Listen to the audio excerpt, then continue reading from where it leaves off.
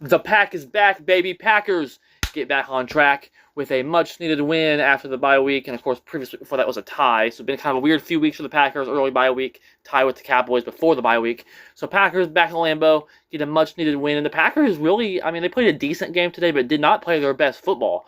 They throw an interception on the first drive. The ball gets tipped. And sort of a tip drill on the defense is what they ran there. The Packers were actually scoreless. The game was scoreless at the end of the first quarter, and the Packers actually held the Bengals scoreless through the first half of this game, and the Bengals ended up with 18 points. You don't want to see all 18 of those obviously happening in the second half. That's the money half is what I like to call it, where you're going to ultimately win the game.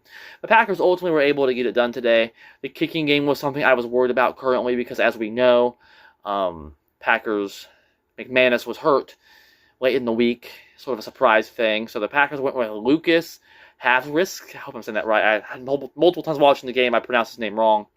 But very good today. Made all of his extra points, 2 for field goals, and one of those field goals put the Packers up 9. Because had he missed that, Bengals would have got the ball back with a chance to win the game with a touchdown and an extra point.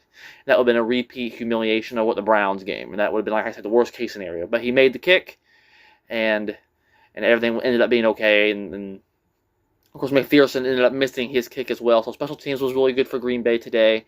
And the Packers did not play their best game, like I said. 18 points allowed in the second half. Defense played overall, I would say, pretty good. Because, anytime, in the NFL especially, you hold a team under 20 points, that's a good performance. But Flacco, I was kind of worried about that because he beat us with Cleveland. I was kind of worried about being the laughingstock of that. But that's not the case. Packers...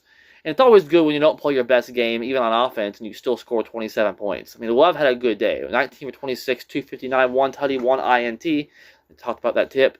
He added 26 on the ground.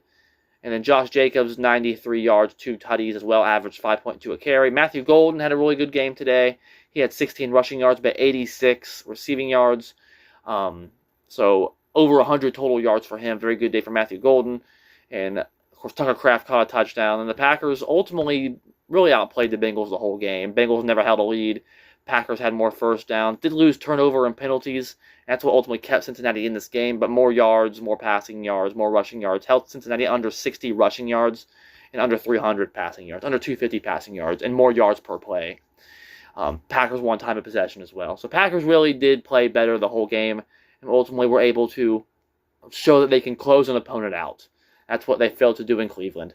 So it's good to see that they kind of learned from those mistakes. Packers currently are 3-1-1. That tie sounds weird. I don't like it. But we're looking good, baby. Go, Pack, go.